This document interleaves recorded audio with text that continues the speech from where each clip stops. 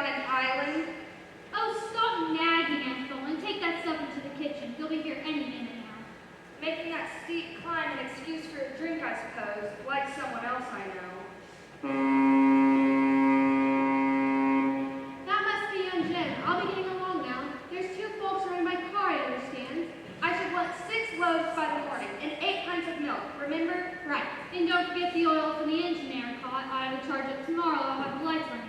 It's hot up on railway at the station now. I'll bring it first thing tomorrow. And give a hand with the luggage, will you? Right. I forgot to hand you the list of guests, Velma. Thanks. Doesn't look very classy lot to me. Miss Claythorne, she'll probably be the secretary. I don't care much for secretaries. Worse than nurses, I'd say. Them giving themselves airs and graces and looking down on all the servants. Oh, stop nagging, Ethel, and cut along to that lovely, upstate, expensive kitchen of yours. Too many newfangled gadgets for my fancy.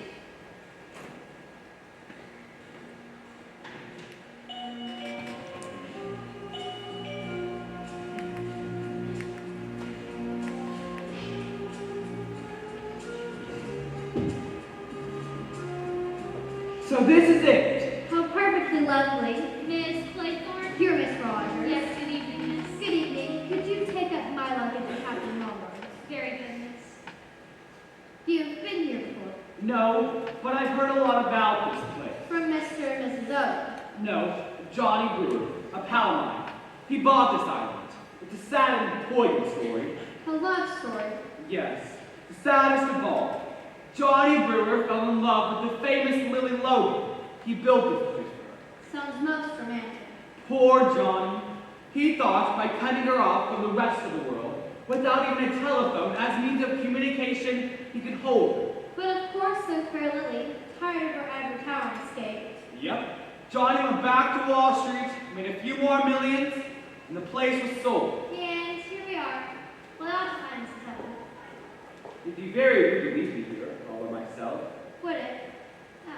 Well, I wonder where she is. She'll come when she's ready. Now, can I have a drink? I'm very drunk. Of course you can. What will you have? No thanks, not for me, not on duty. A good secretary is never off duty. Really, this is exciting. What is? All this. The smell of the sea, the gulls, the beach, and this lovely house. I am going to enjoy myself. I think you are. I think we both are. Here's to you. You very lovely. Where is Mrs. Owen? Mr. and Mrs. Owen are in London and won't be down until tomorrow, miss. I thought you knew. Tomorrow, but I've got a list here of all the guests expected. The second village just arrived. Thank you. How awful, I say. You'll be sweet and help me, won't you? I won't move from your side. Thank you. It seems silly to have brought from the us in the first boat and all the rest in the second. That, I'm afraid, was design, not accident. Design? What do you mean? I suggested to the boatman that he should not wait for any more passengers. That and 5 shillings soon started the engine. Oh, you shouldn't have done that. Well, they're not a very exciting lot, are they? I thought the young men were rather nice looking. Callow. Definitely callow. I suppose you think a man in his 30s is more attractive. I don't think, my darling, I know.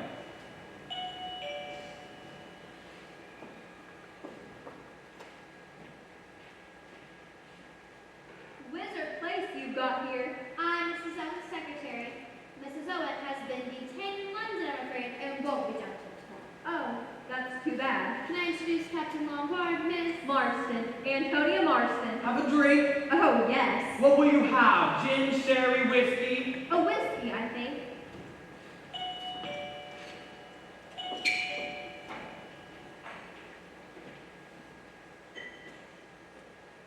Wonderful place you've got here. I'm Mrs. Owen's secretary. Mrs. Owen has been detained in London, I'm afraid, and won't be down until tomorrow. Say when. Oh, wizard. How are you? My name's Lombard. Have a drink, Mr. Davis. Davis is the name. Mr. Davis. Marston. Pleased to meet you, Miss Marston. How are you? Delightful. How about yourself? Wonderful. Good weather, this, isn't it? Oh, absolutely. How was your trip out? Long. Yours? I got here very speedily. a bit of a steep climb up here, but what a view and what a height. Reminds me of South Africa's place. Really? What part? Natal, Durban, you know. Really? Here's the temperance. Do you, know South Africa? Me? No. That's where I come from. That's my natal state. Interesting country, I should think. Finest country in the world. Diamonds, gold, silver, oranges. Everything a man could hope for. Talk about a land flowing with beer and skittles.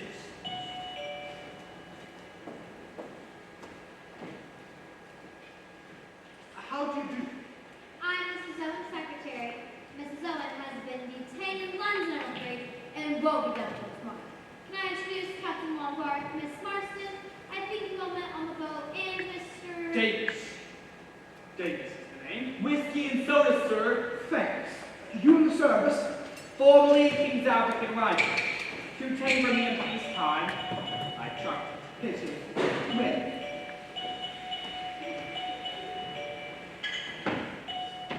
Where's Mrs. Owen? Miss Friends, isn't it? I'm Mrs. Owen's secretary. Mrs. Owen has been detained in London, I'm afraid. And won't get down until tomorrow. Indeed, extraordinary. Did she miss the train? I expect so. Will you have something? Can I introduce Captain Lombard, Miss Marston, General Mackenzie, and Mr. Davis. Davis is the name. May I take your case? Do let me get you something. What will you have? A dry martini, whiskey and soda? I never touch alcohol. You never touch alcohol. I suppose you know, young man, that you left us standing there at the wharf. I'm afraid, Miss Friends, I was to blame for that. It seems to me most extraordinary that Mrs. Owens isn't here to receive her guests. Perhaps she's just the kind of person who can't help missing train. That's what I reckon she is. Mrs. Owens isn't the least like that. Perhaps it was her husband's fault. She hasn't got a husband. I should like to go to my room. Of course, I'll take you there. You'll find Miss Rogers upstairs and she'll change the room.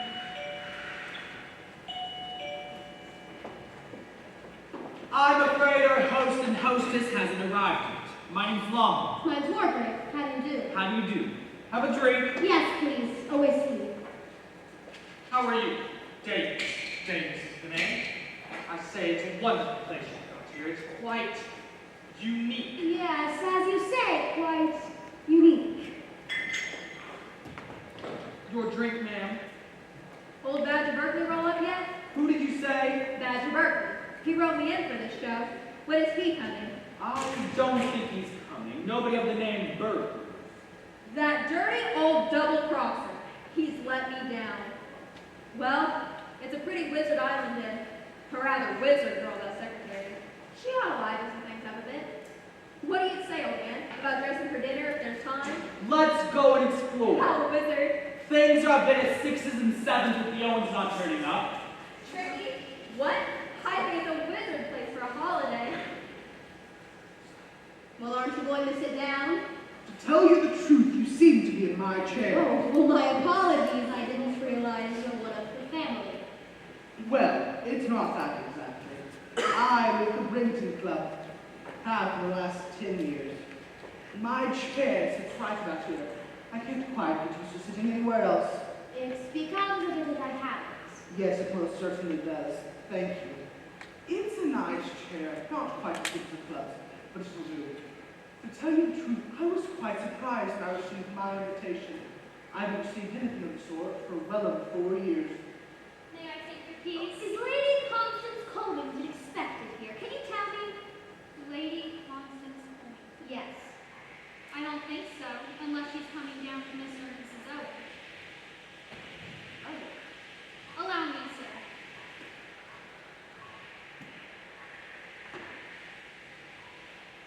May I take your keys? No thanks, I'll unpack for myself.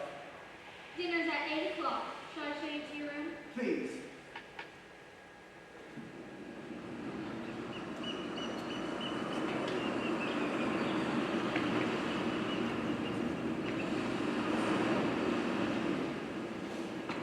Here you are, ma'am. I'll call Rogers. How are you? Davis. Davis is your name. Mine's Armstrong. Dr. Armstrong, I believe. Yes. I thought so. I never forget a face. Oh, don't tell me I've forgotten one of my patients. Oh, no, it's nothing like that. It's just I once saw you in court giving expert evidence. Oh, really? Are you interested in the law? Well, you see, I'm from South Africa. So naturally, legal processes in this country are bound to interest the colonial. Yes, of course. Have a drink, ma'am. No, thank you. I never touch it. Mine's empty. Do you mind if I do? Not a bit.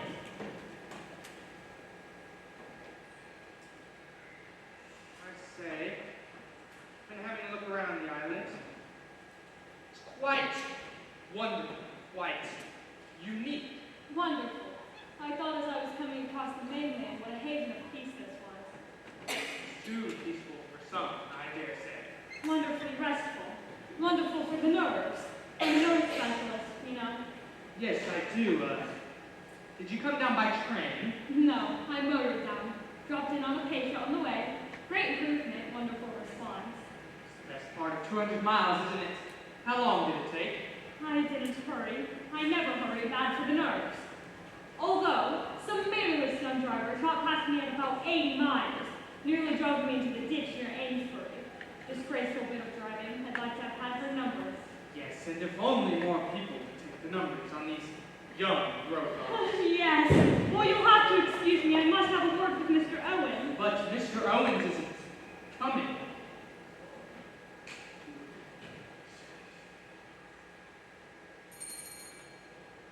You rang, sir? Yes, Rogers, will you take my hat? Thank you. What time is supper? Dinner's at 8 o'clock, sir. In a quarter of an hour. I think tonight dressing will be optional.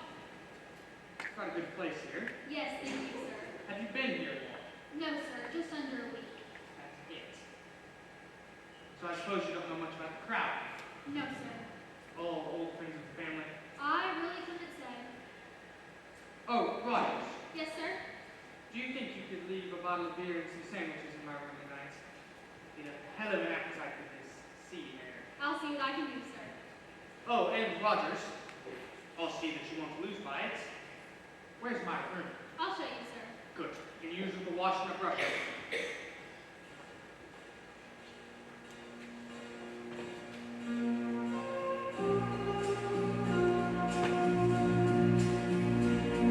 There you are, Thelma. You have to clean up these dirty glasses, always leaving the dirty work for me.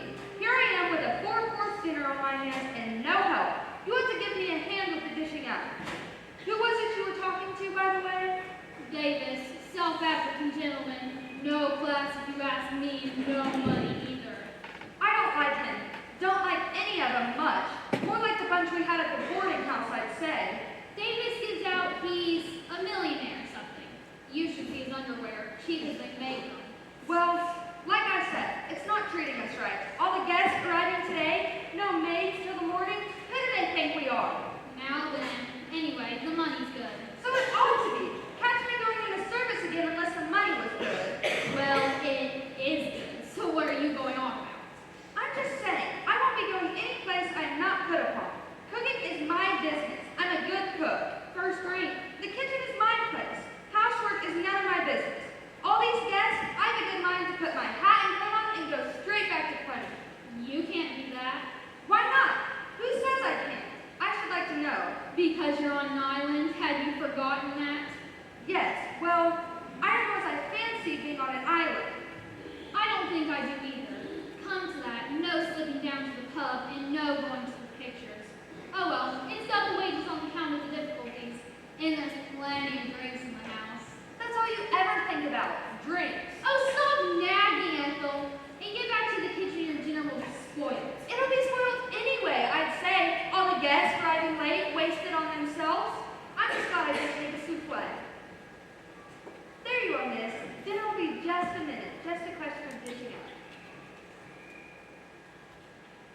Is everything all right, Rogers? Can you manage just between the two of you? Yes, thank you, miss. My sister, she talks a lot, but she gets it done.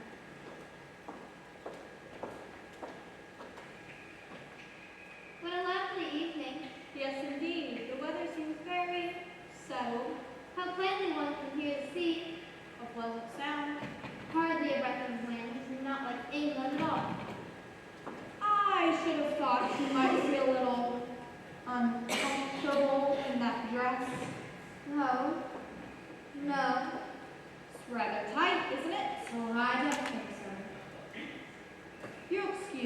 my dear, but you're a young girl. You've got your living to earn. Yes. A well-read woman doesn't like the secretary to appear flashy. It seems as though you're trying to attract the attention of the opposite sex. And would you say I do attract them? That's besides the point. A girl who deliberately sets out to get the attention of men won't be likely to keep her job long.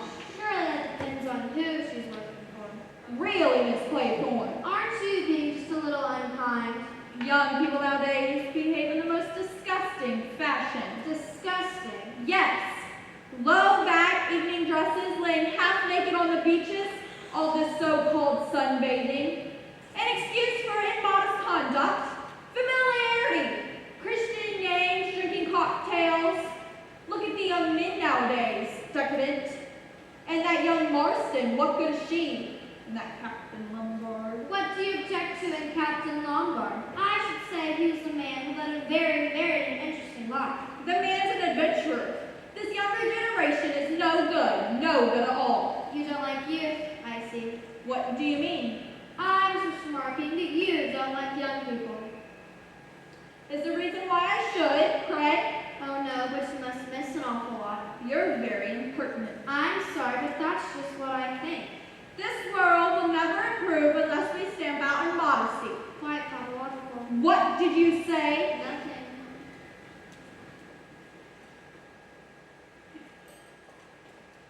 What did you say about the old girl? She looks rather like a tortoise, don't you think so? All judges look like tortoises. They have that venomous way of darting their heads in and out. Lady Laura's no exception.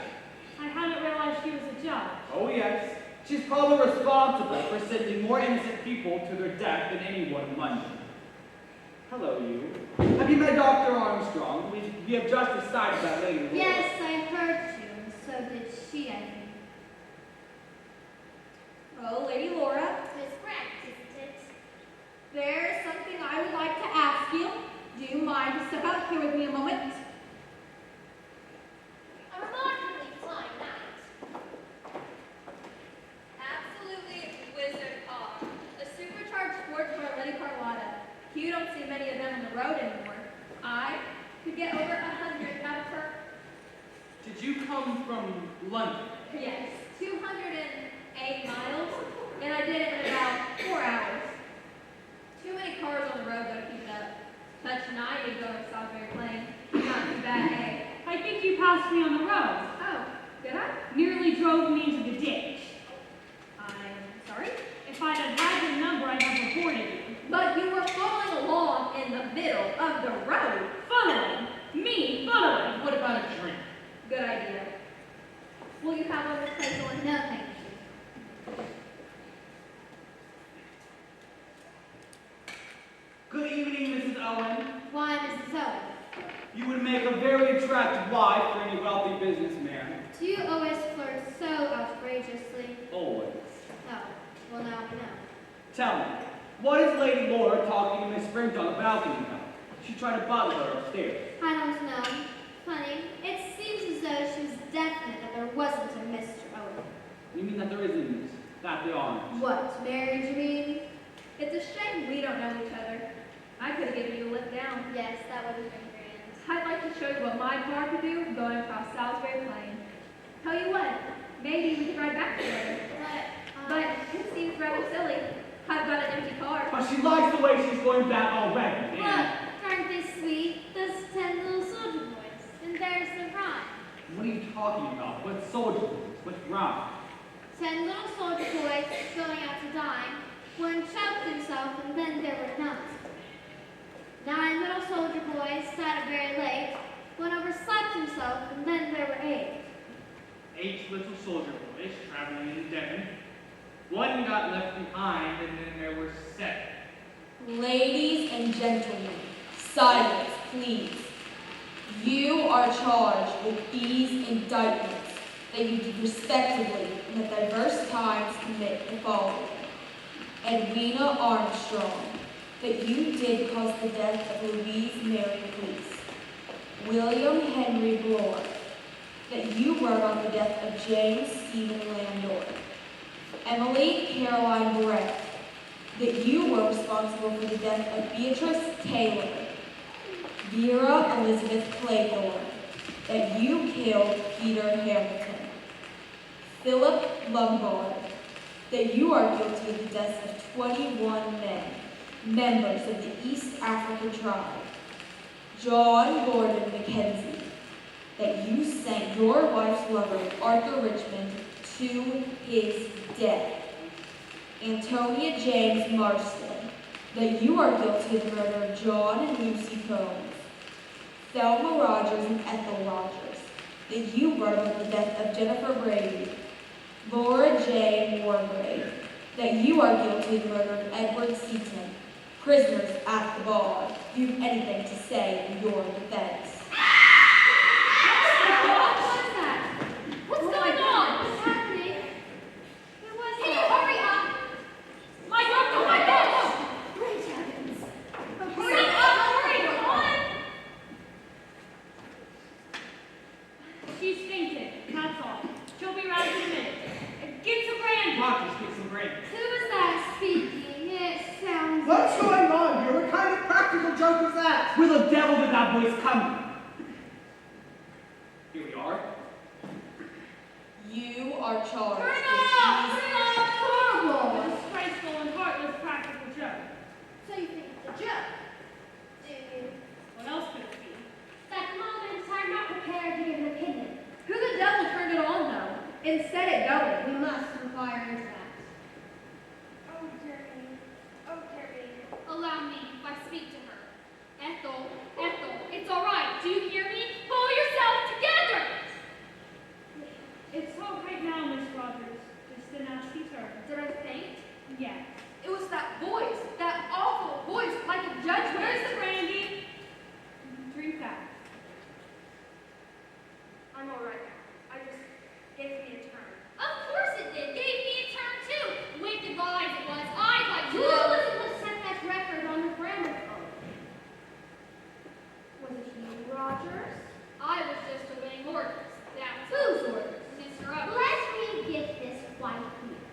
Mr. Owen's orders were what exactly? I was to put the record on the bridge behind the door. I was to start with that one. I thought it was just a piece of music. A very remarkable story. It's the truth! Before heaven, it's the truth! I didn't know what it was, not for a moment! I thought it was just a piece of music. Is there a title? Yes, entitled Swan Song. Preposterous! This whole thing preposterous! Thinking about accusations like that, something must be done about this fellow Owen, whoever he is. That's just it. Who is he? That is exactly what we must go into very carefully. I should suggest that you get your sister back to bed, Roger, then come back here. Yes, ma'am. I'll give you a hand. Will she be all right, Roger? Yes, quite all right. I don't know about you, madam, but I still need for another drink. I agree. I'll get one. Preposterous, that's what it is, preposterous. Whiskey for you, Madam Warren. I should like a glass of water. Yes, and I'll have a little whiskey, too. She'll be all right now. I've given her a sedative. Now then, Doctor, you'll have this drink. No, thank you. I never touch it. So you said, here, General, you have this one. Now then, Rogers, we must get to the bottom of this. Tell us what you know about Mr. Owen. He owns this place, I ma'am. am aware of that fact. What I want you to tell me is what you yourself know about the man. I really couldn't say. I've never seen him before. What do you mean you've never seen him? My sister and I, we've only been here just under a week. We were engaged by letter through the registry office. Regina and Clint, That's a high-class firm. We can check that. Have you got that letter, Rogers? the letter engaging us? Yes. Yes, here it is. Go on with your story. We arrived here like the letter said, on the 4th. Everything was in order, plenty of food in stock, everything very nice, just needed dusting and that. What's next? Nothing, except it gave orders about getting the room ready for the house parties at 8. Then yesterday, by the morning post, I received another letter saying Mr. and Mrs. Owens might be detained. It gave orders about the gramophone. Have you got that letter, Rogers? Yes, here it is. Editor's Hotel, and it is typewritten.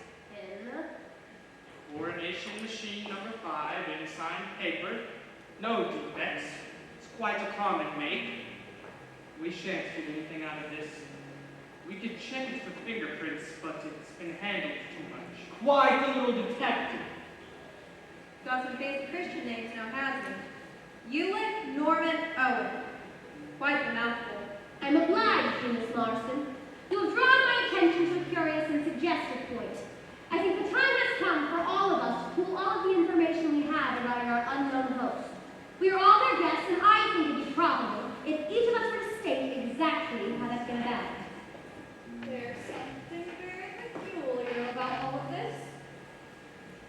I received a letter with a signature on it that was not very easy to read. It purported to be from a woman who I met at a summer resort 2 or 3 years ago. I think the name to be odd yet. I'm quite certain I've never met or become friendly with the name of Owen. Have you got that letter, Miss Brent? Yes, I will fetch it for you. This place over. I never actually met a Mrs. Owen. I wanted a holiday post and I applied at the secretary agency, Miss Grenfell's in London. I was offered this post and I accepted.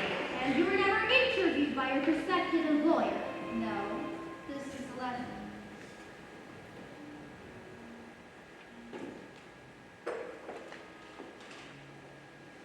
Soldier Island, Sticklehaven, Devon.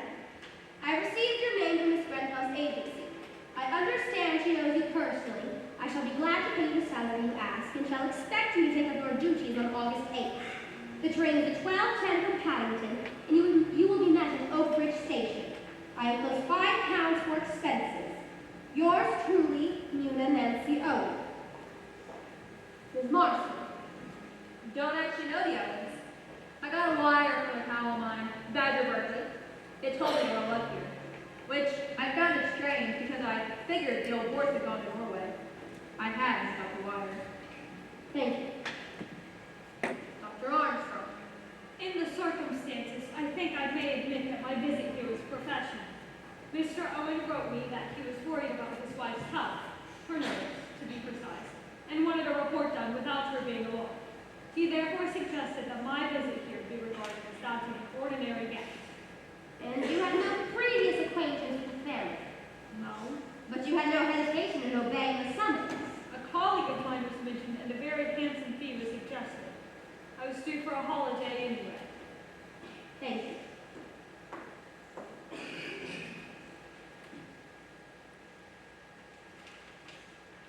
Dear Miss Brent, I do hope you remember me.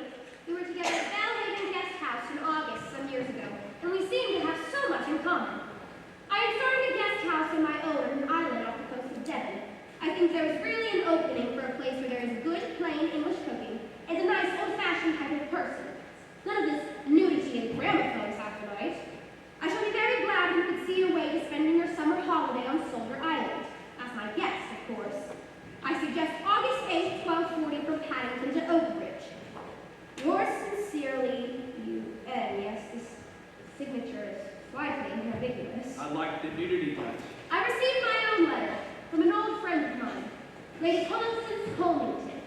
She writes in her usual, vague, incoherent ways, urges me to join her here on the island and refers to her host and hostess in the vaguest of terms. Look here, I'm astonished. Wait a minute. But I... We'll deal with things one at a time if you don't mind, Captain Lombard. General Mackenzie. I got a letter from this fellow Owen. Mentioned some old cronies of mine who were to be here. I thought I must have met him at the club sometime. I haven't kept the letter, I'm afraid. Hope that excuse formal invitation. Thank you. And you, Captain Lombard. Same sort of thing. I got an invitation mentioning mutual friends. I haven't kept the letter either.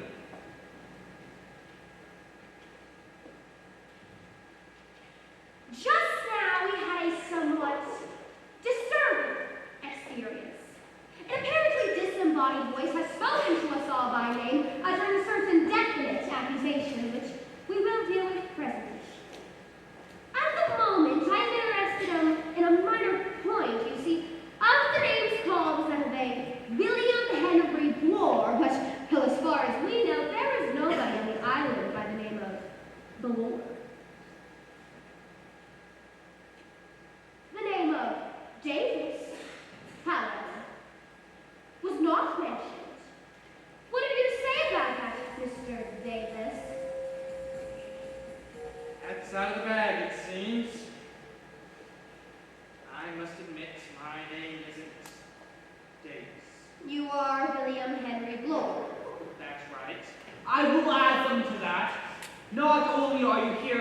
false name, Mr. Moore, but I've noticed this evening that you're a first-class liar.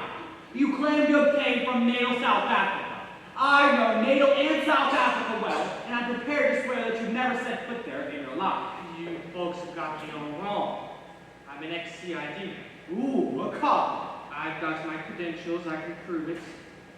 I ran a detective agency in Plymouth. I was put on to this job. By who? Why, Mr. Owen sent in a very nice money order paying me for my expenses. Said I was to join the house party posing as a guest. Gave me a list of your all's names and said I was to keep an eye out on Any reason given? them. Said Mrs. Owens had some very valuable jewels hidden on the island. Mrs. Owen might have looked. I don't believe there's such a person. Your conclusions are, I think, justified. You licked Norman Owen, Una Nancy Owen, each time, that is to say, UN, or by slight stretch of fancy, unknown. But it's fantastic. Matt. Oh yes, I have no doubt in my mind that you've been invited here by a madman. Probably a dangerous homicidal lunatic. Oh my God. I am not yet sure who our unknown host and or hostess is, but whoever they are, they have gone through a great deal of trouble to find out a great deal about us. A very great deal. And among the information that they have compiled, they have made certain definite accusations. It's I wish to say this. Our unknown friend accuses me of the murder of one Edward Seaton. I remember Seaton perfectly well. He was charged with the murder of an elderly woman. He was very ably defended and made a good impression on the jury in the witness box. Nevertheless, on the evidence that I was given, the man was certainly guilty. I summed up accordingly, and the jury brought in a verdict of guilty in passing sentence of death. An appeal was lodged on the grounds of misdirection. That appeal was dismissed and the man was duly executed. I wish to say before you all that my conscience is completely clear on the matter. I did my duty and nothing more. I passed sentence on a rightly convicted murderer. Did you know Seaton at all? I mean, personally. I knew nothing of Seaton previous to the trial. The old girl's lying. I swear she's lying. Fellow's a madman. Absolute madman. Got to be in his bonnet. Got the wrong end of the stick all around. Arthur Richmond, he was one of my officers. I sent him on reconnaissance in 1917. He was killed. And I would also like to say, I resent the slur very much on my wife. She was absolutely the best woman in the world. A Caesar's wife. I've just been thinking. John and Lucy Combs must have been a couple of kids I ran over in Cambridge. Beastly bad luck. For them or for you? Well, I was thinking for me. But you're right, madam. It was just bad luck for them, too. Now, of course, it was a pure accident. They had just hopped out of some cottage or another.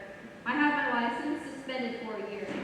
Beastly nuisance. This meeting's all wrong. All wrong. Young women like you are a danger to the community. I couldn't help it. It was just an accident. Might I say a word? Go ahead, Rogers.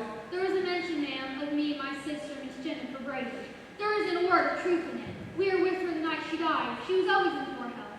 There was a storm, ma'am. The night she died, the telephone was out of order. I even went to the doctor by myself on foot, but it was too late. And anyone will tell you the same. There was never a word said against us. Never a word. But you came into a nice little something at her death, didn't you? Jennifer Brady left us a legacy in recognition of our faithful service. And why not? I'd like to know. What about you, Lord? What about you? Your name was on the list. I know, landlord. It's the London Commercial Bank robbery. I'm familiar with the name, though it didn't come before me. Landor was convicted on your evidence. You were the police officer in charge of the case. I was. Landor got penal servitude. He was sent to Dartmoor and died a year later. He was a delicate man. He was a crook, that man. He's the one who put the night watchman out. The case was clear from the start. You were complimented on your able handling of the case. I got my promotion. I was only doing my duty. Convenient word. Duty. What about you, Doctor? I'm at a loss to understand the matter. The name meant nothing to me. What was it? Clothes. I don't remember having a patient of that name, or its being connected with the death in any way. Of course, it was a long time ago. Could be one of my operation cases in hospital. So many of these patients come in too late, and then when they die, it's always the surgeon's fault. And then it's better to take up nerve cases and give up surgery.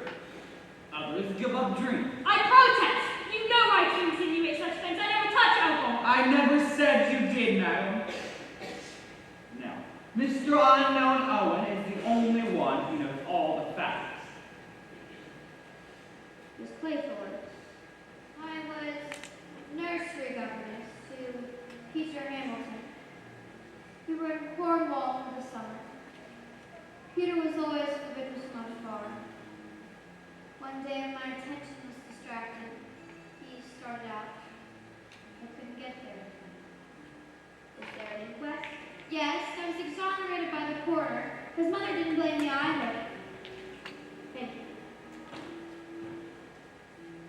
Miss Brent. I have nothing to say. Nothing. Nothing. You reserved your defense. I have always acted accordingly to the dictates of my conscience. What do law-abiding laws would seem to be? Myself excepted. We have still yet to hear your story, Captain Lombard. I haven't got it. What do you mean? I'm sorry to disappoint all of you. It's just that I plead guilty. Yes, it's perfectly true. I left those natives in the bush. Matter of self-preservation. You abandoned your men. Not quite the act of proper gentleman, I'm afraid. But after all, self-preservation is a man's first duty.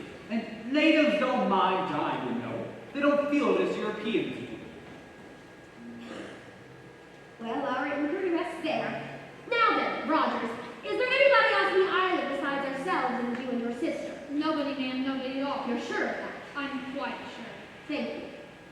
I am not yet sure to our unknown host's reason in getting us to gather here, but I should like to say that they're not sane in the accepted sense of the word. They could be dangerous. I think it would be probable if all of us was to plan on leaving this island as soon as possible. I suggest we formulate a plan to leave tonight. You'll pardon me, ma'am, but there's no boat on the island. No boat at all. No, Well, why don't you telephone to the mainland? there's no telephone on the island. That's why Narragansett here every morning to deliver the post, papers, bread, milk, and take the orders. A bit unsporting. What? We ought to ferret out this mystery before we go. This whole thing is like a detective story.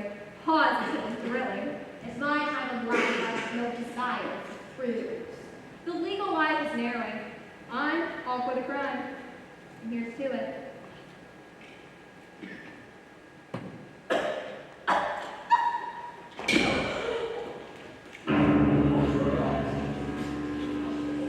My God, she's dead! Dead, even the lady just choked and died. You can call it choking if you like. She died of asphyxiation, right enough. I never knew a person to die of just a mere choking fit. In the middle of life, we are in death. A person doesn't die of a mere choking fit, General Mackenzie. Marston's death is not what we call a natural death. Was there something in the whiskey? Yes. By the smell of the cyanide. Probably potassium cyanide. That's pretty well instantaneous.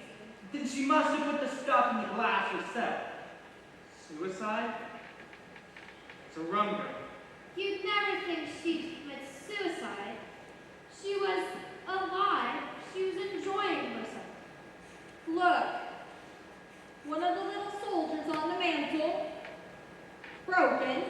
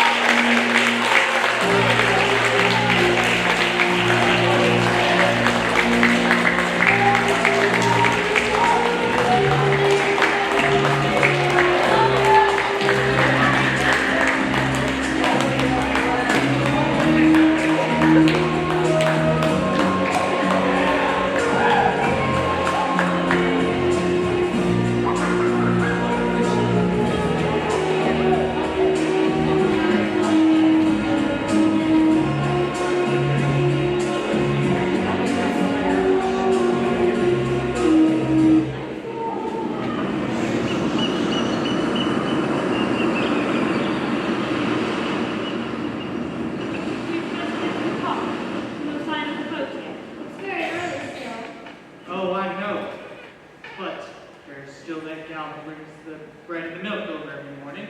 I should think she'd be here by now, though. What's going on in there? Any signs of breakfast? Oh, don't just bother about breakfast. How's the weather looking? The wind has freshened up a bit. Rather a mackerel sky. The old boy on the train yesterday said we were due for some bad weather. I shouldn't wonder if he wasn't right. I wonder when the boat's coming. Absurd not keeping a boat on the island. The sooner we can get out of here, the better. There's no proper harbor. The boats would be put out in this. The wind is to blow from the southeast. The boat would be dashed up against the rocks to pieces. But a boat would always make it from the mainland. That's just what it wouldn't, Miss Brent. Do you mean we should be cut off from the land? Yes, exactly. Tin stuff, ribena, and condensed milk. But just until the gale's blown over, and you needn't worry, the sea is only a bit choppy. I think the pleasures of living on an island are rather great. I wish the boat would come. Annoying the way the house is built slap up against the cliff wall. You can't see anything unless you climb to the top. Shall we go up there again? No, Doctor, there would be no point. A watch pot never boils. There was no sign of the boat putting out while we were just up there. What can Narragansett be doing? They're all like that in Devon. Never hurry themselves. And where's Miss Rogers? She ought to be about. That's me, Rogers had a pretty bad shot last night. Yes. Ghastly, the whole thing. Got the window properly. I'd take an even bet that her and her sister did do the old lady in. You really think so? But I've never seen a person more scared. Guilty as they come, I say. Fantastic. The whole thing, fantastic. I say. I suppose she's hopped it. Who? Miss Rogers. There's no way she could. There's no boat on the island. You've just said so. Yes, but suppose there is, and she's nipped off in it first thing. Oh no, she wouldn't be allowed to leave the island. Sleep well, General. I dreamed, yes I dreamed.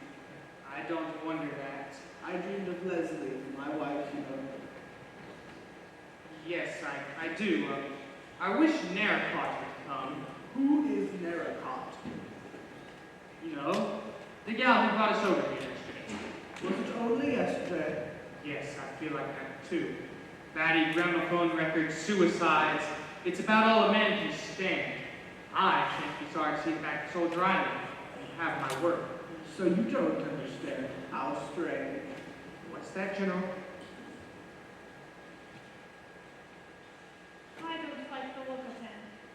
Yes, he looks years older. I suppose young Marston's suicide was a huge shock to him.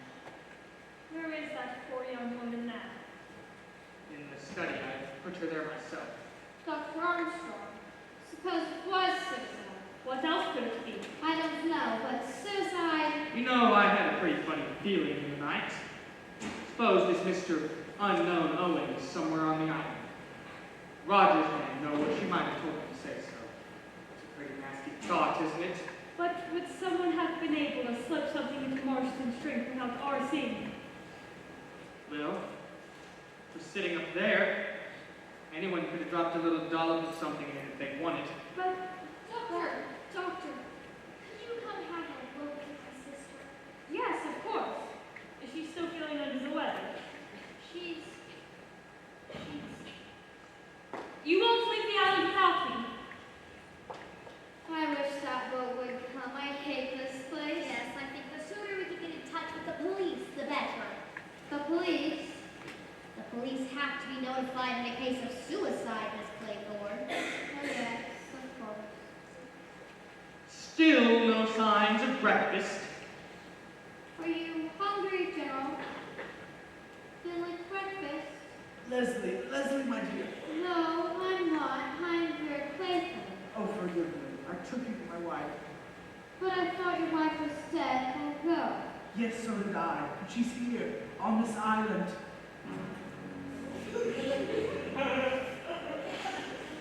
Good morning. Good morning, Captain Lombard. Good morning. Has the boat arrived yet? No. It's late, isn't it? Yes. Good morning.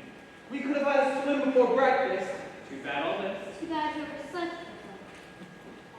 You must have Good nerves to sleep like that. Nothing makes me lose my sleep. You didn't dream of any African natives, did you? No. Did you dream of convicts on Dartmoor? Now look here, I don't find that very funny. Well, you started it, you know.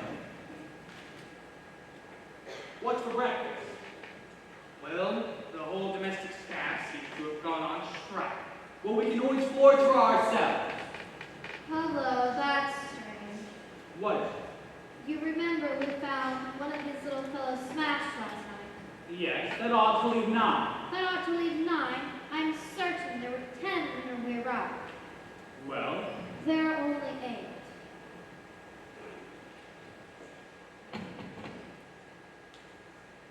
so there are. I think it's odd, don't you? Perhaps there were only 9 to begin with, when we thought there were 10 because of the robbery. Armstrong, what's the matter? Miss Rogers is dead. How? Died in her sleep. Miss Rogers woke and thought she was still under the influence of the sleeping draught I gave her and came down without disturbing. Lit the fire in the kitchen, then did this room, but when she noticed she hadn't appeared, she went up to check on her, was alarmed by the look of her and came hunting for me. She's been dead about 5 hours, I should say. What was it? Heart? Impossible to say. It may have been. After all, she had a pretty bad shock last night. Yes. She could have been poisoned, I suppose, Doctor. It is a possibility. With the same stuff as young Mars. No, not cyanide. It would have to be a hypnotic or narcotic, one of the barbiturates or chloral, something like that. You gave her some sleeping powders last night, didn't you? Yes, I gave her a mild dose of luminol. You didn't give her too much, did you? Certainly not. What do you mean? All right, no offense. No offense. I just thought if she had a weak The heart... amount I gave her could not have hurt anyone. Then what exactly did happen? Impossible to say without an autopsy. If, for instance, this would have happened with one of your private patients, what would have been your procedure? Without more knowledge of the woman's previous state of health, I certainly could not have given a certificate. She was a very nervous creature. Perhaps it was heart then. Her heart certainly failed to beat, but her cause failed. Conscience. What exactly do you mean by that, Miss Byrne? You all heard.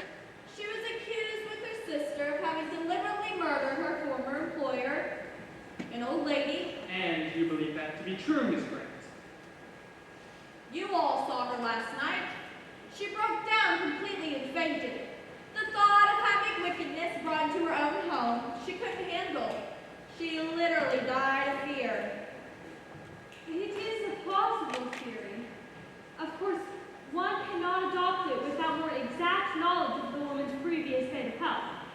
If there was a latent cardiac, Call it what you prefer, an act of God. Oh, no, Miss Grant. You regard it as impossible that a sinner should be struck down by the wrath of God? I do not. My dear lady, in my experience of ill-doing, Providence leaves work of chastisement to us mortals. It is a long and hard process that is fraught with difficulties, and I can assure you that there are no shortcuts. Let's be practical.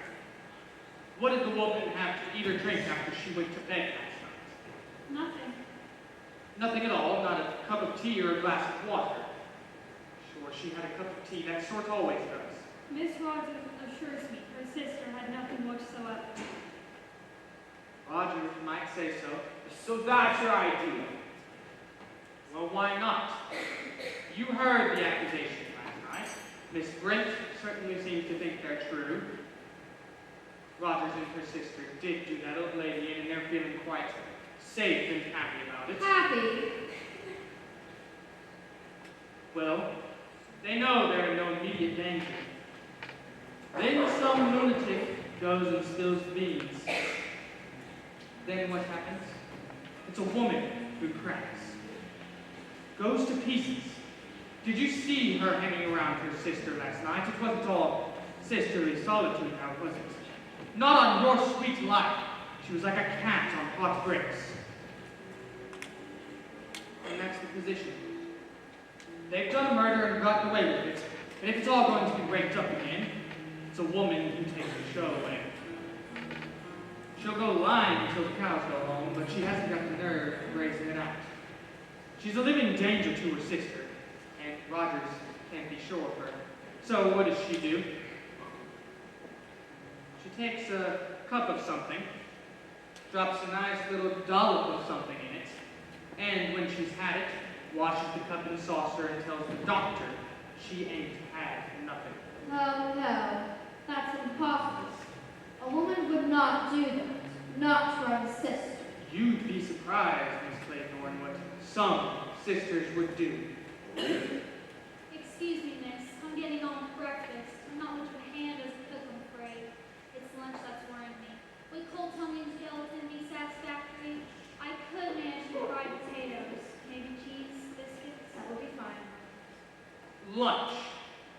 Lunch. We shan't be here for lunch. And when the hell is the boat coming? Mr. Bloor! What? You'll pardon me, sir, but the boat won't be coming. What? Mayor Cutto is here before 8. Is there anything else you require, miss? Nothing.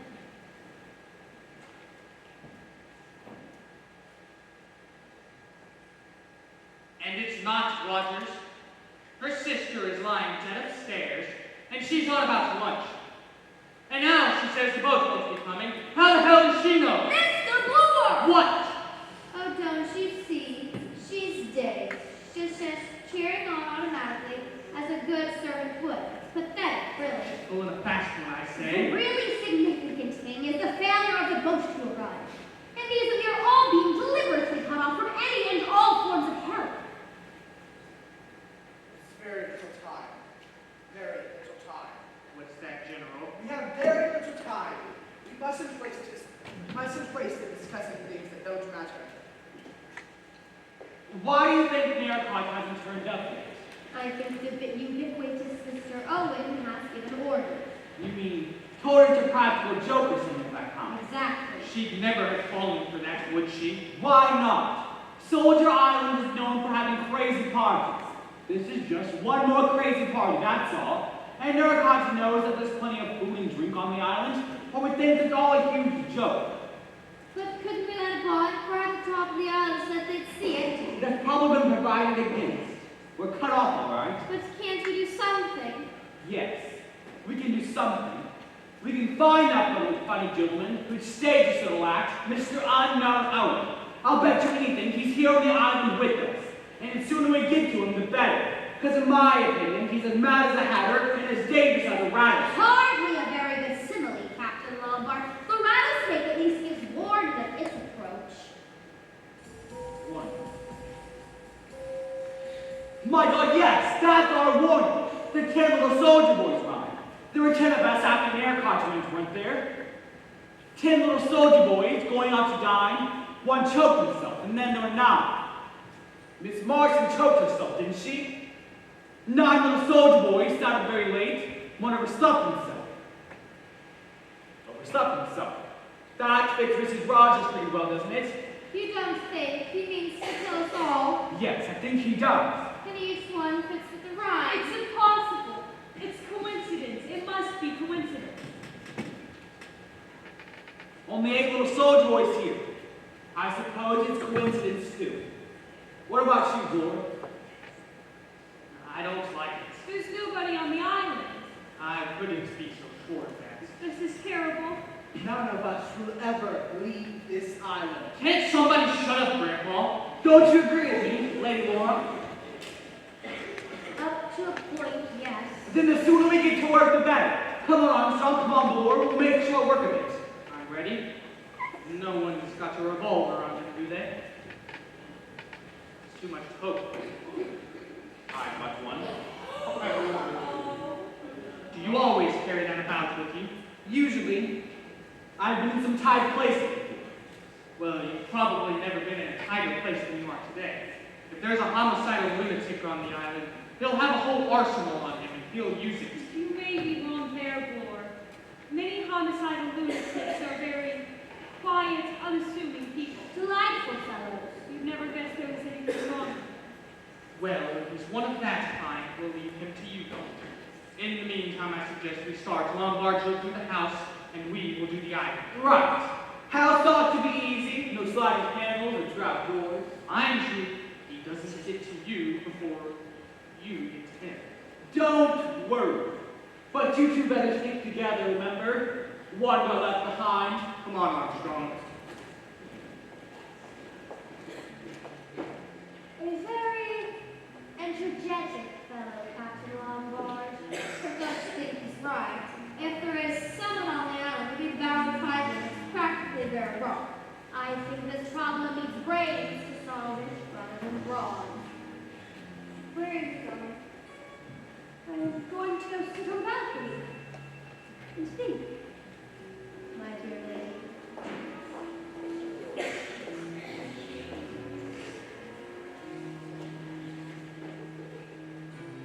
Where did I put that skein of wool? Did you leave it upstairs? Shall I go and fetch it for you? No, I'll go. I know where it's likely to be. I'm glad Captain Lombard has got a revolver. They're all wasting time. Just wasting time. Do you think so? Yes, it's much better to sit quietly and wait. Wait for what? For the end, of course. I wish I could find Leslie. Your wife. Yes, I wish you'd known her. She was so pretty, so lovely. What? Yes, I loved her very much, of course. I was a lot older than she was. She was 27. Arthur Richmond was 26. He was my ABC. They used to talk of music and plays together. I was pleased. I thought she took a little interest in the boy. Stupid fool, wasn't I? No fool like an old fool. Exactly like a book the way I found out. We were out in France and she was writing to both of us. She got the envelopes mixed up, so I knew. Oh, no. It's all right, my dear, but you see, I loved her and cared for her very much, and I let it gather inside. Here, a slow, murderous rage! I wonder what the others are doing. I sent him to his death! Oh, It's all right, my dear, you see. It was quite easy. Mistakes were being made all the time. All anyone could say was that I'd made a blunder, sacrificed one of my best men. Yes, it was quite easy. But after, you know, don't you? what's new? You don't understand. I thought you would. But you're very young yet. You haven't gotten to that. The relief, the sweet relief of knowing that you haven't got to deal with it all anymore. General. Don't take that tone with me! I want to sit here and wait. Wait for Leslie to come. I'm frightened.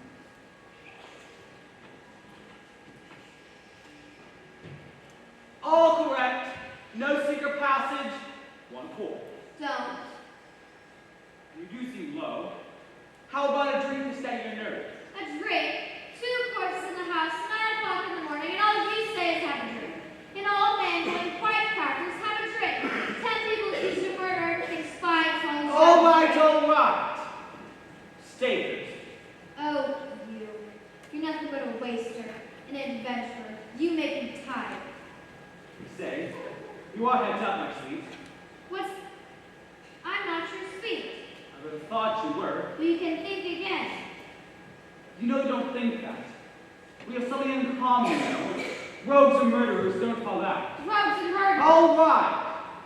You don't like the idea of rogues and murderers. You won't have a drink. I'll go finish searching.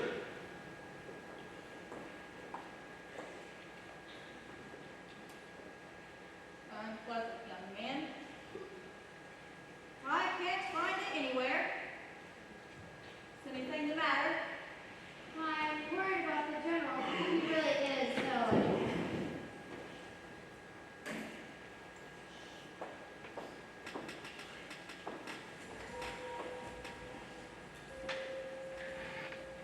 Looking out for the boat, General. His sin has found him out. Oh, don't.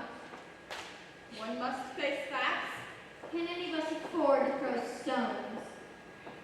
Even if his wife is no better than she should be, and she must have been a brave woman, he had no right like to take judgment into his own hands. What about Beatrice Taylor? Who? That was the name, wasn't it? You are referring to the absurd accusation of myself? Yes. Well, now that we are alone, I would like to tell you the facts on the case. Indeed, I should like you to hear them. It was not a fit subject to discuss in front of the gentleman last night, so naturally, I refused to say anything. That girl, Beatrice Taylor, was in my service. I was very much deceived in her. She was a nice girl, was clean and willing. Of course, that's all the sheerest hypocrisy. She was a loose girl with no morals. Disgusting. It was some time before I found out she's what they call in trouble. It was a great shock to me. Her parents were decent folks too, who brought her up strictly. I'm glad to say they did not condone in her behavior. What happened? Naturally, I refused to keep her an hour under my roof. No one shall ever say I condoned immorality. Did she drown herself? Yes, How old was she? 17. Only 17. Why old enough to know how to behave herself? I told her what a low, depraved thing she was. I told her that her child would be the child of sin and be branded all of its life. I told her no man would ever dream of marrying her. I told her I felt soiled by having her under my roof. You told a girl of 17 all that. Yes, I'm glad to say I broke her down utterly. Poor little devil. I have no patience with indulgence towards sin. And then I suppose you turned her out of the house. Certainly. And she didn't dare go home. What did you feel like when you found she drowned herself? Feel like? Yes, didn't you blame yourself? Of course not. I believe you felt like that, which makes it more cool. That girl was unbalanced. The heathen are sunk down in the pit that they made, in the net which they hid is their own foot taken. The Lord is known by the judgment he executes the wicked is ready. Be quiet! The wicked shall be turned into hell. Shall the isles shake at the sound of a fall, when the wounded cry, when the slaughter is made in the midst of thee? Excuse me, miss. Do you know where the others are? Breakfast is ready. Lady Warren sitting outside in the sun. Armstrong and Laura searching the island. I shouldn't bother. Then all the princes of the sea shall come down from the thrones and lay away their robes, and put off the broidered garments. Shall I go in? I don't feel like eating.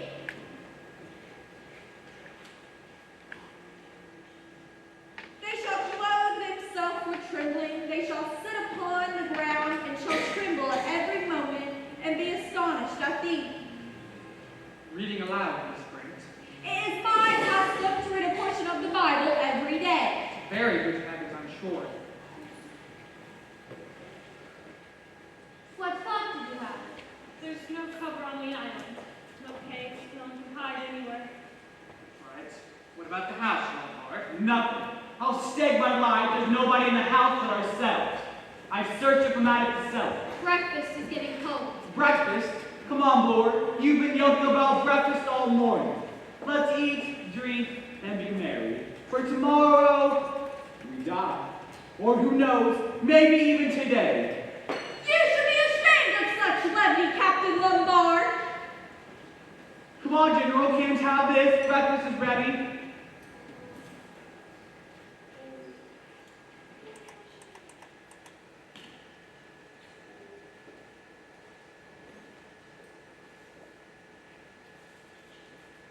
My God, he's dead! What got left behind? There's a knife in Mackenzie's back.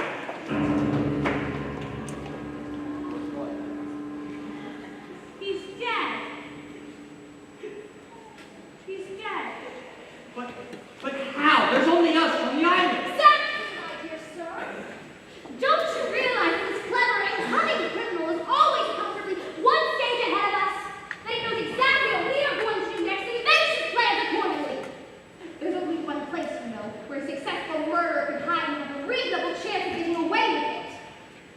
One place? Where? Here in this room. Mr. Owen is worth us.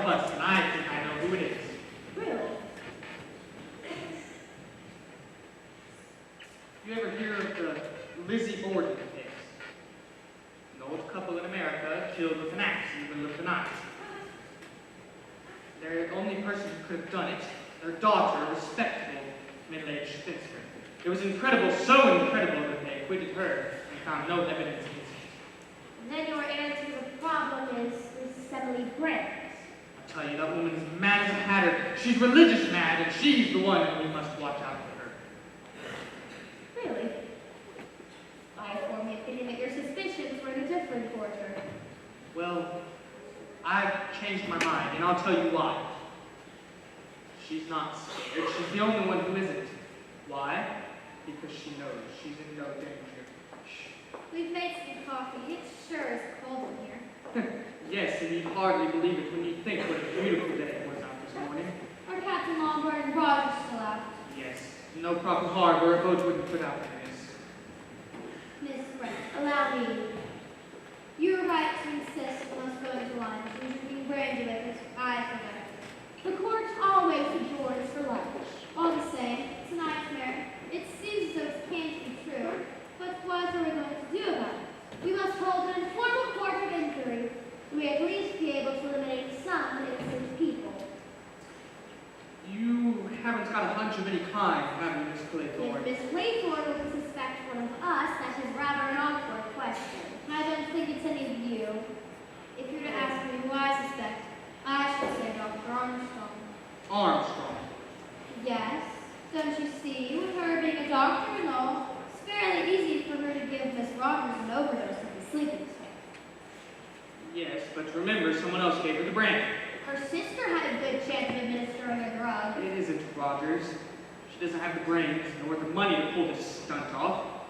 Plus, she was scared stiff.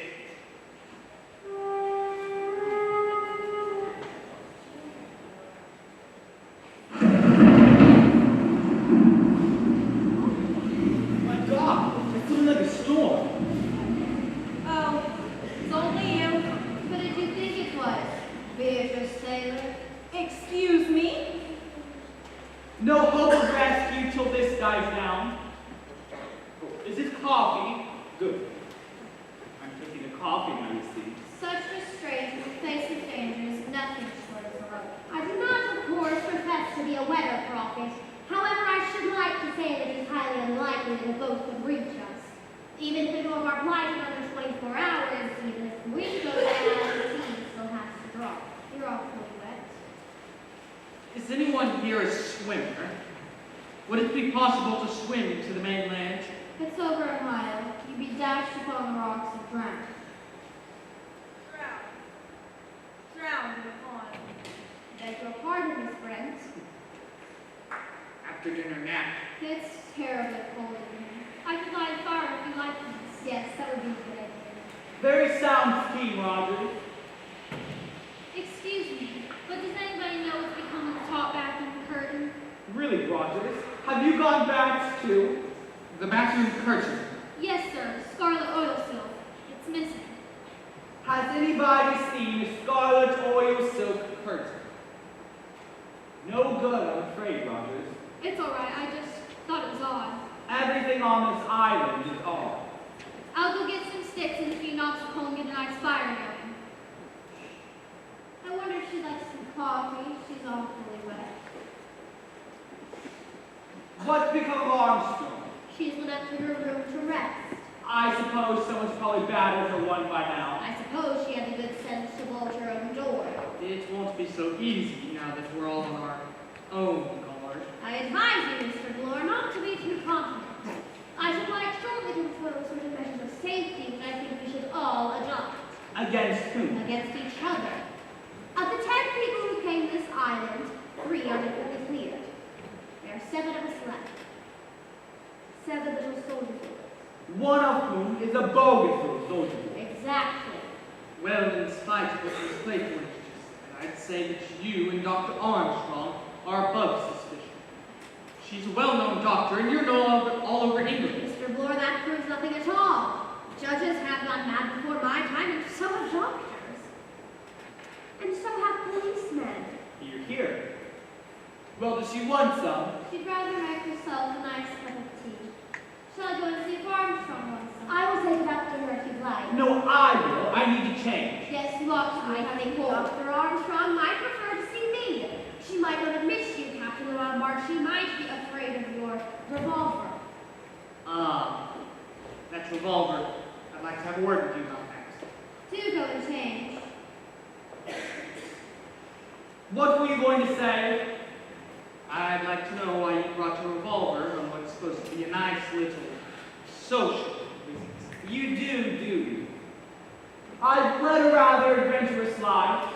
I've gotten to the habit of carrying a revolver about with me. I've been in a jam once or twice. It's a pleasant feeling having a gun handy, don't you agree? We don't carry them with us. Now, I'd like the truth about this gun. What a darn suspicious fellow you are, Lord. I know a vicious story when I hear one. If it's about the revolver, I'd like to hear what you've got to say. Oh. I got an invitation to be a guest here from Mr. and Mrs. Owen. It'd be worth my while. They heard I got a reputation for being a good man in tight places. It may be dangerous, but I'd be all right if I kept my eyes open. I've never fallen for that. Well, I did. I was born. God, how I was born in that tame country. It's an intriguing proposition, you must admit. It's too vague for my liking. That was the whole charm. It aroused my curiosity. Curiosity killed the cat. Yes, why? Do go and change, please. I'm going my sweet, I'm going. The maternal instinct, I think it's called. Don't be ridiculous.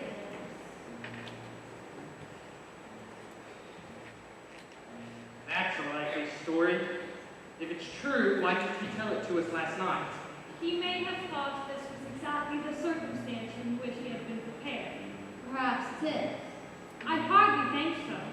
It was just Mr. Owen's little bit of cheese to get into the trap with the rest of us. Must have known him well enough to rely on his curiosity. Well, if it's true, he's a wrongin' that man, and I would have trusted him more. Are you such a good judge of truth? We must get out of here! We must before it's too late! Another thing we must not do is give away to nerves. I'm sorry. Rather a case of physician heal myself, but we've been overworked like being run down. Sleeping badly? Yes. I keep dreaming. Hospital. Operations in my throat. Real nice things. Yes. Do you ever dream you're in court, sentencing a man to his death? Are you by any chance referring to a man named Edward Seaton? Well, I can assure all of you that I should lose no sleep over the death of Edward Seaton. A particularly brutal and cold-blooded murderer. The jury liked him, and I was inclined to let him off. I could see, however, I cooked Seaton's goose.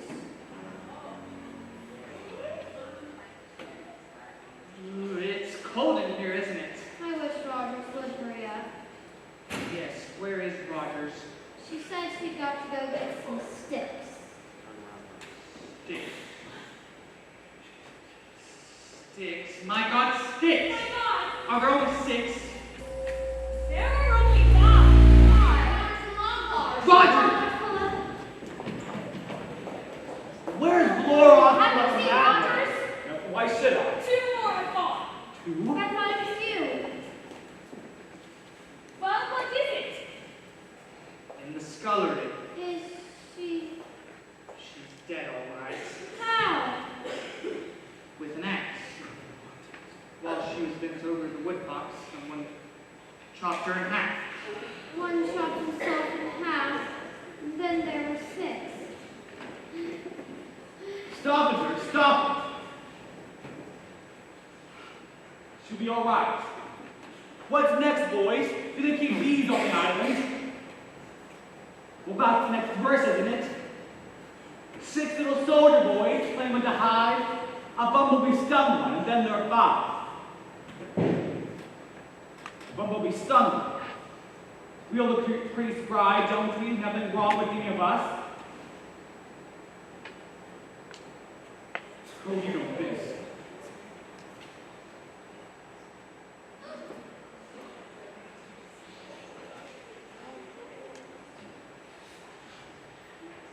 A hypodermic syringe. The modern bee sting. While she was sitting there, one of us. Which of us?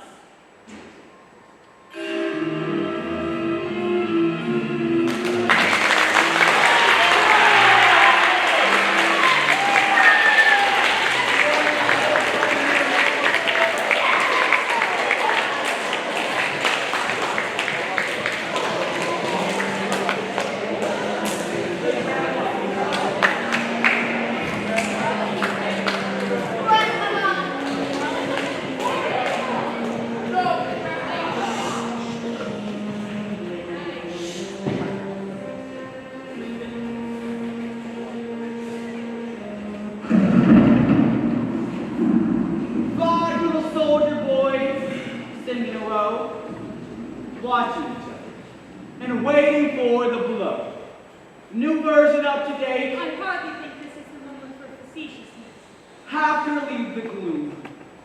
Dawn that electric plane's running down. Let's play a nice round game. We'll invent one called suspicion. A suspects B, B suspects seems so long. We'll start with you, Lord. It's not hard to guess who you suspect. It sticks out of mind. I'm your fancy, aren't I? I wouldn't say no to that. Well, you'd be quite wrong, you know. Abstract justice isn't my love. If I would have to commit murder, there'd have to be something in it for me. All I have to say is you've acted suspiciously from the start. You've told two different stories. You came here with a revolver, and now you say you lost it. I have lost it. That's a likely story. What do you think I've done? I suggested myself that you search me. Oh, you haven't got it on you. You're too clever for that. Why don't you use your brains, Lord? If I wanted to, I could have shot the log by this time. Pop, pop, pop, pop. Yes, but that's not the big idea. The crazy touch, my God, man, said enough. Doctor says there are some lunatics you'd never know are lunatics. I'd say that's true enough. We shouldn't just sit here, doing nothing. Surely there is something that we could do if we lit a bonfire. In this weather. It is, I am afraid, a question of time and patience. The weather eventually will clear, then we'll be free to do something. Like bonfire, heliograph, some form of signal. A question of time! Time! We don't have time to talk! I think the precautions that we have adopted will be I adequate. tell you to talk instead! All the one who thinks of something else is thinking now! Harley. What was it? Please? Was it nerves that made you do her in, Doctor? No. Drinks.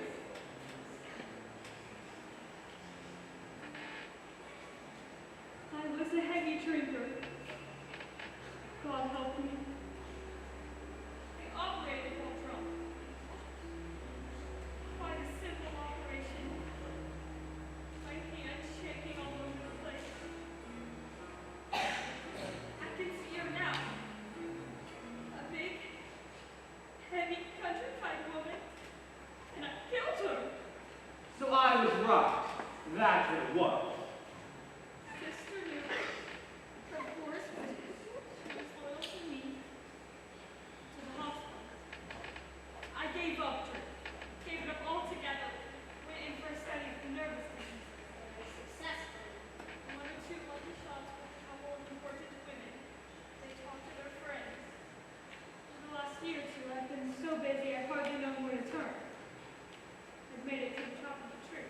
until Mr. Unknown opened.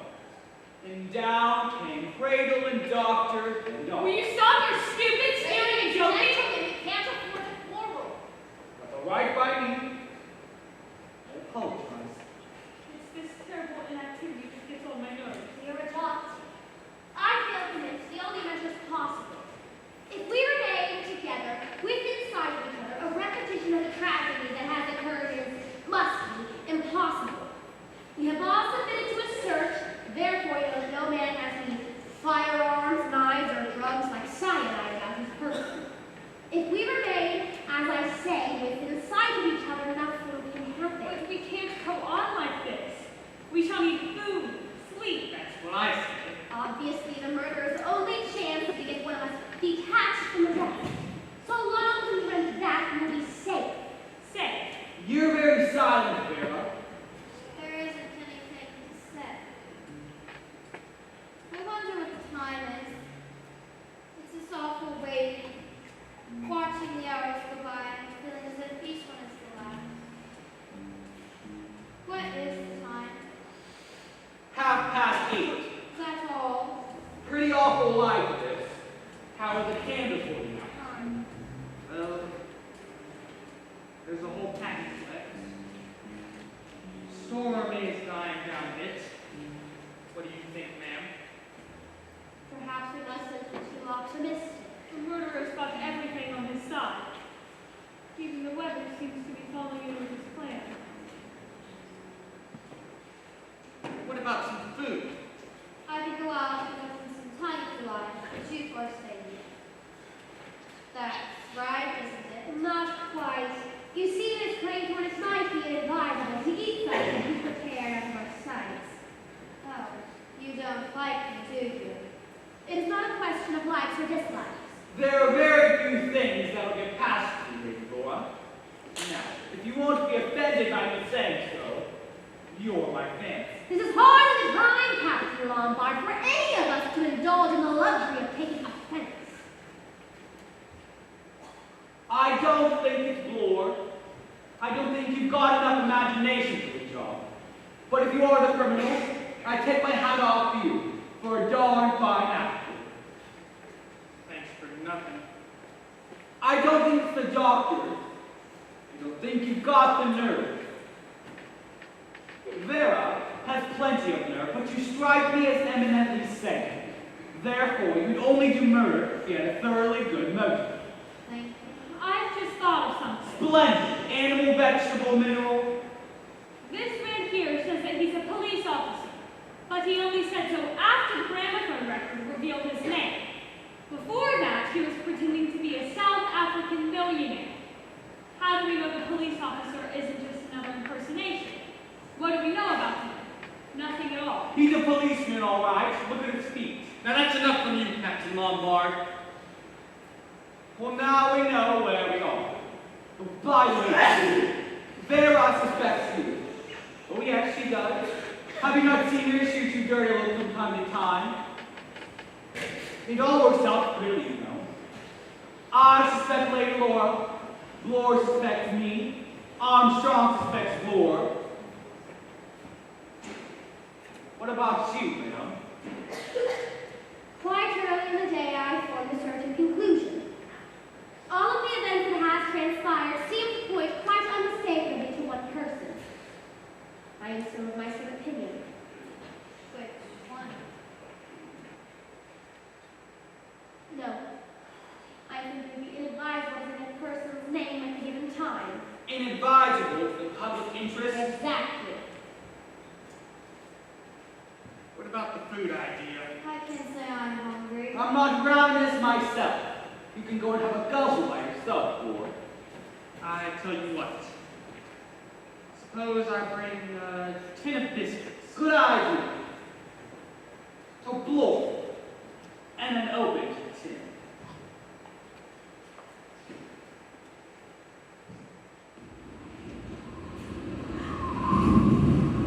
It's only the wind that makes it hurt. I wonder what happened to that bad person, the one that Rogers missed. By the wildest stretch of imagination, I could not see what any homicidal maniac would want to do with a scarlet oil silk curtain. They seem to have been disappearing. Miss Brent crosses the wolf. Then whoever he or she is a kleptomaniac too. How does it go? 5 little soldier boys. Going into the law. One got in chancery. In Chancery. But how could that be? Less horrible. Exactly, my dear. That is why I am sitting right here. Oh no, but I'm casting you in the role as the criminal, not the victim. The term can apply to a boxer. Then we should have a free fight. That seems to leave you out, my dear. That mine keeps going round and round in my head. I think I'll remember it till I die. Mr. Floor's a long time. I suppose the big bad wolf has got I him. ask you what the floor to try and refrain your rather peculiar sense of humor, Captain Lombard. I apologize. Must be a type of nervousness. Put your hands up. Search him. Nothing. You ought to have had some. You haven't had dinner. I couldn't eat anything. I warn you, Lord will wolf the lot. I don't see why we need to be so funny about it. Starving myself. Hell. How are we off? Cigarettes. I haven't got any. I'm out too. Fortunately, I'm not a smoker. I've got a whole box upstairs in my suitcase. I should go and fetch them for you. See that you all stay where you are.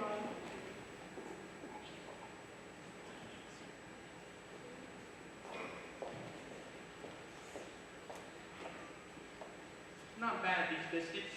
What are Cheese. Cheese and celery. they? The girl ought to have had some. My nerves are in a bad state. I don't know that I agree with you there, Doctor. Miss Playfellow strikes me as a rather resourceful young lady. Quite remarkably so.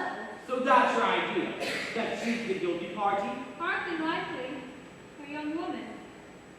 You and I, Doctor, see youth from slightly different perspectives.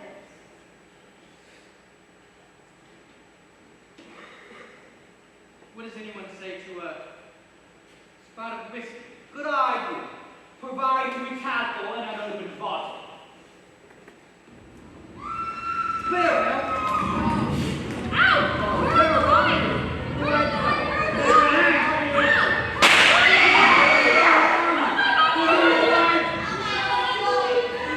Here I am. Is the drop on the stairs blowing out all the candles? Here, I brought a light. Where's Dr. Armstrong? I'm hunting for the matches. Never mind matches, get some more candles. It went right around my throat. What did? The window was open in my room. I blew out my candle as I opened the door. I thought in the dark I was being strangled by a wet hand. I don't wonder why you yelled. Who wanted to see me there? I don't know. But when I find out, they'll be sorry they're ever born. Who's that? It's just me, Miss Cyclone. Are who fired the shot?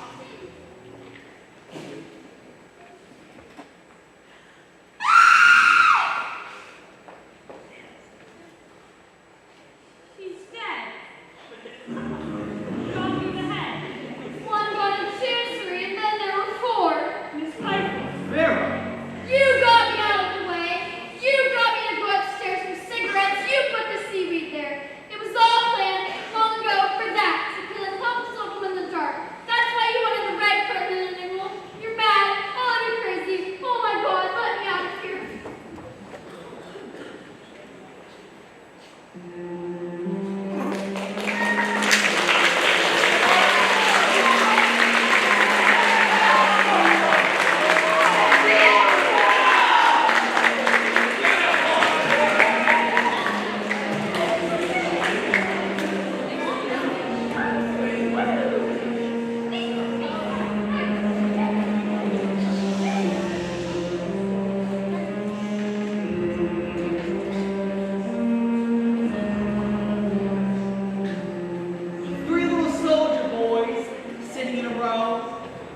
speaking as they guzzle. Who's the next to go? Oh, Philip. It's all right, Miss Claymore. I don't mind joking on a full stomach. I must say I was hungry, but all the same, I don't think I shall ever fancy eating tin and tongue again. I was wanting that meal. I feel as I'm a new man. It's been nearly 24 hours since we've last eaten. That does lower the morale. Somehow in the daylight, everything seems different. We mustn't forget that the days of homicidal lunatics that were loose on this island. Why is it one doesn't feel jittery about it anymore? Because now we know beyond any possible doubt who it is. That war. That's right. There was the uncertainty before, looking at each other, wondering which. I said all along it was Dr. Armstrong. You did, my sweet, you did. Until you went completely bad and suspected all of us. It seems rather silly light of day. Very simple. And allowing it is Armstrong. Where is she? We all know what she wants us to think is happening. Where do you think? Tell me exactly what you found. One shoe, just one shoe, sitting prettily on the cliff edge. Inference, she went completely off her onion and committed suicide. It's all very circumstantial, even to one little soldier boy broken over the door frame. I think that was rather legitimate. They wouldn't think of doing that if they were going to drown themselves. Well, we know she didn't drown herself. She just wanted it to seem she was the seventh victim all 40 were planned. Suppose she really is dead. I'm quite suspicious of death without bodies. How in the world did Armstrong get a hold of your revolver? Haven't the slightest idea. Tell me exactly what happened tonight. Well, after you threw your fit of hysterics and locked yourself in your room, we all thought it would be best to do the same, so we went to bed and locked ourselves in our rooms. About an hour later, I heard someone pass my door. That's when I went to your room. You were in there. Then I went to Armstrong's room. It was empty. That's when I went to your room and told you to sit tight in case anything happened. Then I came down here, and the window on the balcony was open, and my revolver was laying just beside it. Now, why the devil would Armstrong chuck your revolver away? I don't know. Either she's crazy, or it was an accident. Where do you think she is? Lurking, waiting to have a crack at one of us. We ought to search the house. And walk into ambush. Oh, I never thought of that. What's the use of talking? What are we gonna do? If you ask me, sit tight and take no risks. Now, look here, I wanted to go after the doctor. What a dog of the bulldog breed you are, War. Oh, by the way, between friends without prejudice, you did go for that spot of perjury, didn't you? Well, suppose it doesn't make the odds now. Landor was innocent. The gang squared me, and between us, we put him away for a stretch. Now, mind you, You think we're all in the same boat? I couldn't have admitted all that with Lady Laura being around. No. Hardly. I say, that fellow Seaton, do you think he was innocent? Quite sure of it. Lady Laura needed a reason to get him out of the way. Now, Laura, I'm glad you came off your virtuous perch. I hope you made a tidy bit out of it. Nothing like what I ought to have done. They're a mean lot, that fitting gang. I got my promotion, though. And Landor got penal servitude and died in gold. I couldn't tell you he was going to die. No. That was your bad luck. What? You mean his? No. Yours too, because as a result of the fact your life may get cut short unpleasantly soon. Mine. By Armstrong. I'll watch it. Better. There's only 3 little soldier boys there. What are you going to do? I shall be quite all right.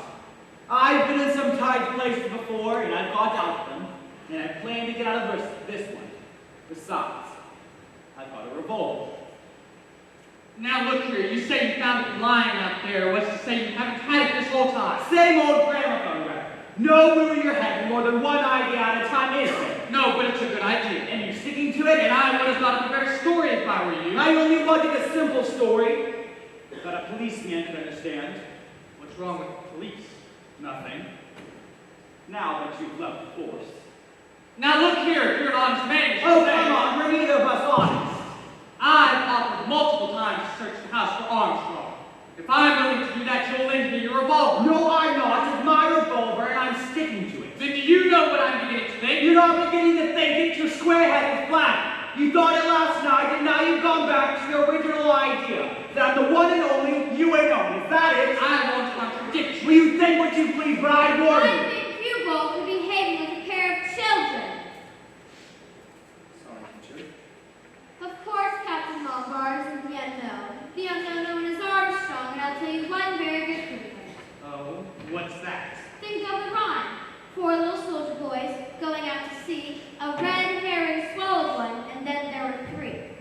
Don't you see the subtlety of it? A red herring. That's Armstrong's pretended suicide, but it's only a red herring, so she really isn't dead.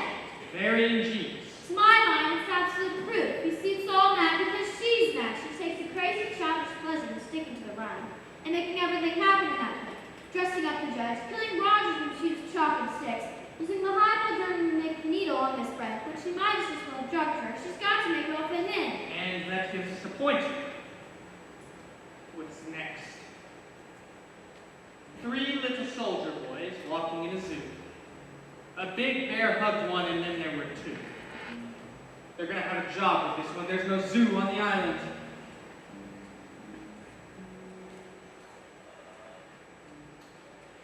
What does anyone say to a bottle of beer? Please stop thinking about your stomach. This craving of yours will be your undoing. But there's plenty of beer in the kitchen. Yes, and if anybody wanted to get rid of you, the first place they think of putting a lethal dose is in a nice bottle of beer. What is that? Is it the boat? Blow it down!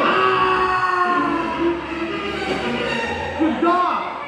Oh, God.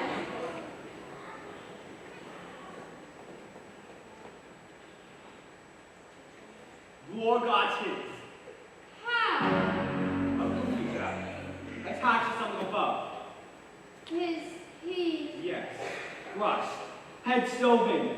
By the great bronze bear statue. The bear, how ghastly, it's a self childishness. I know. God, what a fool Blore was. And now there are 2. We'll have to be very careful.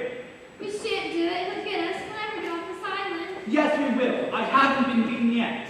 Don't you feel that there's someone in this room? Now, watching, waiting. That's just nerves. Then you do feel it. No, I don't. Please, Philip, let's get out of this house anywhere. For what? We'll go to the top of the island and wait for relief to come. It's a sheer cliff on the far side, where we can see if anyone's approaching from the mainland. Anything's better than staying here. What should be cold in that dress? I'd be colder if I were dead. Perhaps you're right. A quick reconnaissance. Be careful, Philip, please. I'm not Blore. There's no window directly above. Hello? There's something washed up on the rock. What? It looks like a body. You go back inside. I'll go take a look.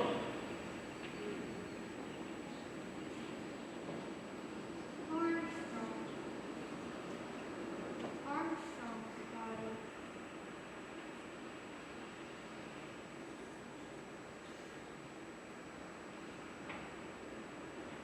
It's Armstrong. Washed at the high water mark. So there's no one on the island. No one at all except us. Yes. So now we know where we are. Now we know where we are. A very pretty trick of yours with that wire. You. Lady Laura always thought it was you. So you did drown that kid after all. I didn't. That's where you're wrong. Please believe me. Please listen to me. I'm listening, but you better make it a good story. It isn't a story. It's the truth. I never killed that child. I never wanted to kill him. It was someone else. Who? A man. Peter's uncle. I was in love with him. This is interesting. Don't sneer. It was horrible. Absolutely horrible. Peter was born after his father's death. If he'd been born a girl, he would have gotten everything. The well-known tale of the wicked uncle. Yes, he was wicked, and I didn't know. He told me he loved me, but he was too poor to marry.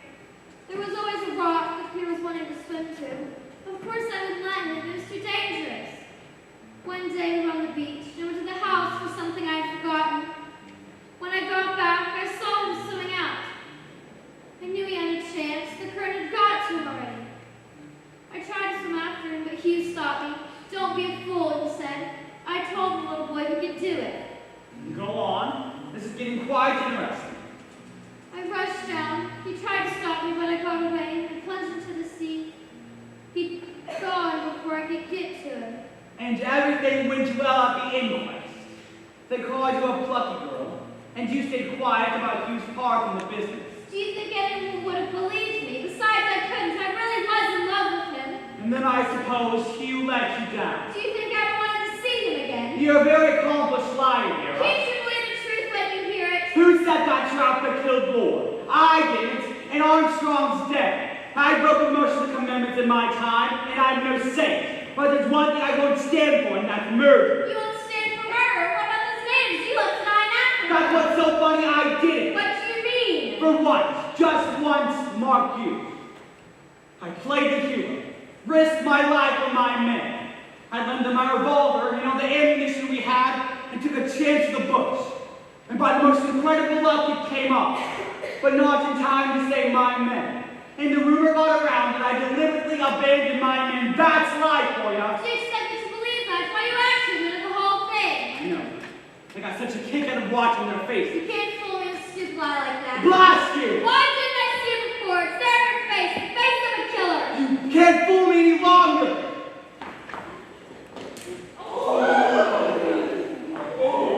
You cunning little devil! Well, let's stand here and I'll shoot. You young, lovely, and quite right mad!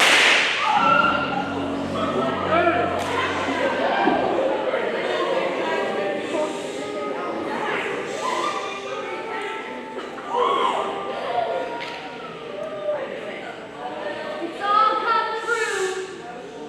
My 10 little soldier boys plan. My rhyme. Silence in the court!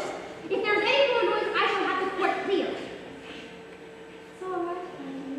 This is a court of justice. You'll get justice here. You thought I was a ghost? You thought I was dead. Darn, people said I was dead. That was the clever part of my plan. Said we'd fake out my supposed death that way I should be free to spy upon the guilty party. Armstrong thought it was an excellent plan. She came out that night in that cliff without any suspicion. I sent her over because so easily. She swallowed my red herring all right. You know, Vera Claythorne, all of my life I have wanted to take life. Yes, to take life, and I've had to get what enjoyment I could out of sentencing the guilty to death. I always enjoyed that part. It was never enough. I wanted to do it myself with my own 2 hands, but I am a judge of the high court between our sovereign lord and the prisoner at the bar. True deliverance make guilty. My lord, yes. Guilty. You are all guilty, you know. But the law couldn't touch you.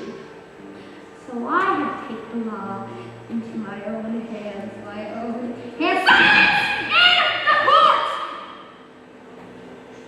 Antonia Marston first, then Mrs. Rogers. Mackenzie stabbed. Doped Emily Brent's coffee so she couldn't feel the hypodermic needle.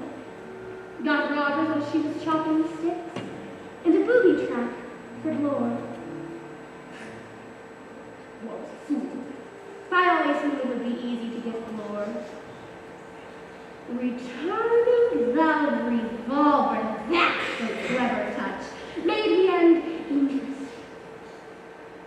I knew you two would suspect each other from the very beginning. My question was, who would have it? I can tell you, my dear, the female of the species. Besides, it is always more exciting to have a girl at the end, don't you agree? Prisoner at the bar, have you anything to say as to why sentence should not be passed on to you? Vera Elizabeth Claythorne, I sentence you to death!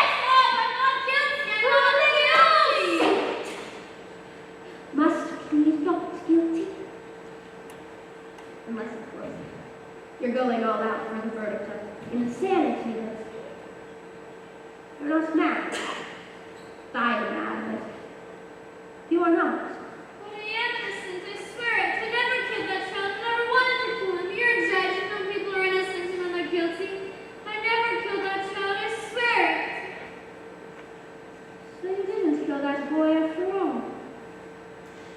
Very interesting, but Doesn't make much of a difference now, does it?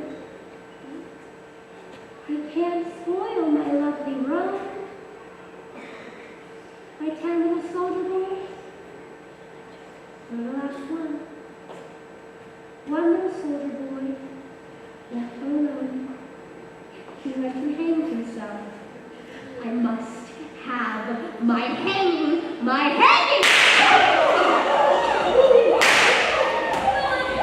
You go right, John, you go right. I thought you were dead and I killed you. Thank God we can't shoot straight. At least not straight enough. You should not forget this. Yes, you will. There's another ending to the 10 little soldier boy rhyme. One little soldier boy, left all alone. We get married. And then there were none.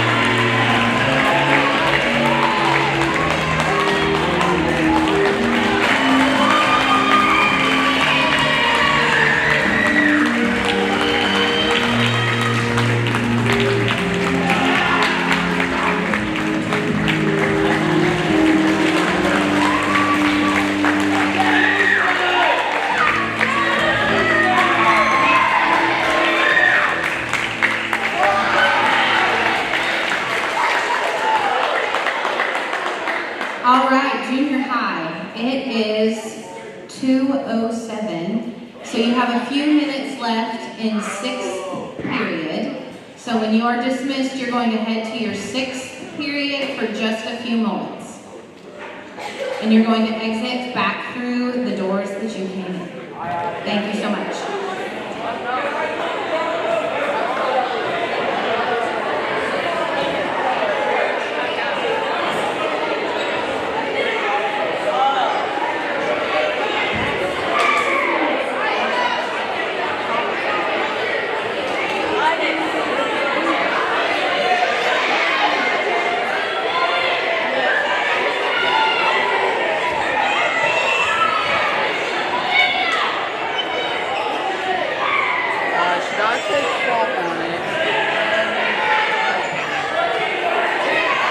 This one.